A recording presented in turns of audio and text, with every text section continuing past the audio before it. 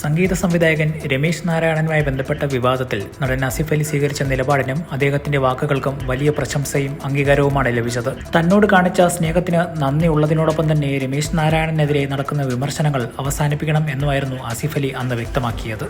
ആ വേദിയിൽ വെച്ച് താൻ അപമാനിക്കപ്പെട്ടതായി തനിക്ക് തോന്നിയില്ലെന്നും ആസിഫ് അലി പറഞ്ഞു. മനോരമ ന്യൂസിന്റെ നേരെ ചൊവ്വേ പരിപാടിയിൽ പങ്കെടുത്തുകൊണ്ടും ഇക്കാര്യം തന്നെയാണ് ആസിഫ് അലി ആവർത്തിച്ചത്. വളരെ പെട്ടെന്നാണ് അദ്ദേഹത്തിന് മൊമെന്റോ കൊടുക്കാൻ എന്നെ വിളിക്കുന്നത്. അവതാരകയുടെ കയ്യിൽ നിന്നും ഞാൻ മൊമെന്റോ വാങ്ങി അദ്ദേഹത്തിന് നൽകുകയും ചെയ്തു. സാധാരണഗതിയിൽ ഒരു അവാർഡോ മൊമെന്റോയോ കൊടുക്കുമ്പോൾ സ്വീകരിക്കുന്നയാൾ ഒന്ന് ചിരിക്കുക അല്ലെങ്കിൽ ഒന്ന് കൺസിഡർ ചെയ്യുകയോ ചെയ്യും. അങ്ങനെ ഒരു കാര്യം അദ്ദേഹത്തിന്റെ ഭാഗത്തു നിന്നും ഉണ്ടായില്ല എന്ന് എനിക്ക് മനസ്സിലായതുപോലും ഇത് വിവാദമായതിനു ശേഷം ആ ദൃശ്യങ്ങൾ കണ്ടപ്പോഴാണ്. അല്ലാതെ ആ സമയത്ത് എനിക്ക് അങ്ങനെ ഒരു കാര്യം ഫീൽ ചെയ്യുകയേ ചെയ്തിട്ടില്ലെന്നും ആസിഫ് അലി പറഞ്ഞു. പിറ്റേ ദിവസം ഉറങ്ങി എഴുന്നേൽക്കുമ്പോഴാണ് ഈ സംഭവത്തിന് സോഷ്യൽ മീഡിയയിൽ വേറൊരു ആഖ്യാനം വന്നിരിക്കുന്നതെന്നും അദ്ദേഹം വലിയ തോതിൽ സൈബർ ബുള്ളിങ്ങിന് ഇരയായിക്കൊണ്ടിരിക്കുകയാണെന്ന് വ്യക്തമായത്. യഥാർത്ഥത്തിൽ അദ്ദേഹത്തെ വേദിയിലേക്ക് വിളിക്കാത്തതിന്റെയും പേര് മാറി വിളിച്ചതിന്റെയും ഒക്കെ ടെൻഷനിൽ ആയിരുന്നു അദ്ദേഹം. ഇതിന്റെ ഏറ്റവും ഓപ്പോസിറ്റ് റിയാക്ഷൻ ഉണ്ടായത് റോഷോക്കിന്റെ 50ാം ദിനാഘോഷ വേളയിലാണ്. എനിക്കും ഒരു മൊമെന്റോ തരാനുണ്ടായിരുന്നു. എല്ലാവർക്കും കിട്ടുന്നത് പോലെയുള്ള റോഷാക്കിന്റെ ഒരു മൊമെന്റോയും പ്രതീക്ഷിച്ചാണ് ഞാനും ഇരുന്നത്. എന്നാൽ എന്റെ ജീവിതത്തിലെ ഏറ്റവും നല്ലൊരു നിമിഷമായിരുന്നു അന്ന് സംഭവിച്ചത്. എനിക്ക് മൊമെന്റോ തരാനായി ദുൽഖർ വരുമ്പോൾ മമ്മൂക്കയും ഒപ്പം വേദിയിലേക്ക് കയറുന്നു. അപ്പോഴും എനിക്ക് സന്തോഷമായി. പിന്നീടാണ് മമ്മൂക്ക കയ്യിലുണ്ടായിരുന്ന റോളക്സിന്റെ കവർ എടുത്ത്, നീ എന്നോട് തമാശയ്ക്ക് ചോദിച്ചില്ലായിരുന്നോ ഈ സിനിമയിൽ അഭിനയിച്ചതിനുള്ള എൻ്റെ ഗിഫ്റ്റാണിത് എന്ന് പറഞ്ഞ് എനിക്കത് തന്നു. എൻ്റെ ജീവിതത്തിലെ തന്നെ ഏറ്റവും സന്തോഷമുള്ള നിമിഷമായിരുന്നു അത്.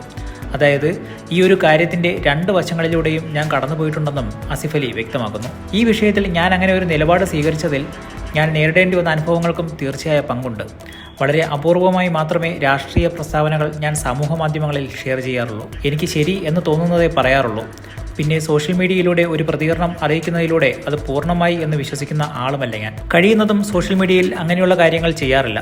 അങ്ങനെ ചെയ്തിട്ടുള്ള സമയത്താണെങ്കിലും ചില സിനിമകളുടെ റിവ്യൂ വരുന്ന സമയത്താണെങ്കിലും അത്തരത്തിലുള്ള സൈബർ അറ്റാക്കുകൾ ഒരുപാട് ഞാൻ നേരിട്ടിട്ടുണ്ട്. ആ ഒരു രാത്രി മറികടക്കാൻ എത്ര ബുദ്ധിമുട്ട് ആകുമെന്ന് എനിക്കും എൻ്റെ കൂടെയുള്ളവർക്കും വീട്ടുകാർക്കും ഒക്കെ അറിയാം. അദ്ദേഹത്തെ സംബന്ധിച്ച് ഇത് ജീവിതത്തിൽ ആദ്യമായിരിക്കാം. പുതിയ ജനറേഷന്റെ ഒരു അറ്റാക്കിംഗ് മെത്തേഡാണിത്.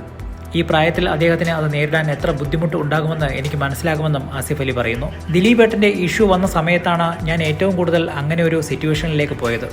അമ്മ എക്സിക്യൂട്ടീവ് കമ്മിറ്റി ചേർന്ന് എടുത്ത ഒരു തീരുമാനത്തിൻ്റെ പ്രസ് റിലീസ് ഞാൻ പറയുന്ന സമയത്ത് അതിന് കിട്ടിയ ഒരു വാർത്താ പ്രാധാന്യമുണ്ട്. അന്ന് രാത്രി എനിക്കുണ്ടായ ഒരു സോഷ്യൽ മീഡിയ അറ്റാക്ക് ഉണ്ടായിരുന്നു. അതോടെ എൻ്റെ കരിയറും എൻ്റെ ജീവിതവും സമാധാനവും ഒക്കെ തീർന്നു എന്ന് വരെ ഞാൻ വിചാരിച്ചു. എത്ര ഉദ്ദേശശുദ്ധിയോടെയാണ് നമ്മൾ സംസാരിച്ചതെന്നും നമ്മുടെ മനസ്സിൽ ഉണ്ടായിരുന്നത് എന്താണെന്നും എത്ര ആളുകളെ പറഞ്ഞത് മനസ്സിലാക്കാൻ പറ്റും. നമ്മൾ മനസ്സിൽ ആലോചിക്കുക പോലും ചെയ്യാത്ത കാര്യങ്ങൾ വെച്ചിട്ടാണ് വളരെ റാൻഡമായിട്ടുള്ള ആളുകൾ വന്ന് അറ്റാക്ക് ചെയ്യുക. 5 or 6 പേരോടൊക്കെയാണെങ്കിൽ ഞാൻ ഉദ്ദേശിച്ചത് ഇതാണ്, അല്ലെങ്കിൽ എനിക്ക് കിട്ടിയ വിവരം ഇതാണ് എന്നൊക്കെ പറയാം. എന്നാൽ നമുക്ക് അറിയുക പോലും ഇല്ലാത്ത ആരൊക്കെയോ ഇരുന്ന് കുറ്റം പറയുന്ന സമയത്ത് നമുക്കൊരു നിസ്സഹായാവസ്ഥ തോന്നുമെന്നും ആസിഫ് അലി കൂട്ടിച്ചേർത്തു.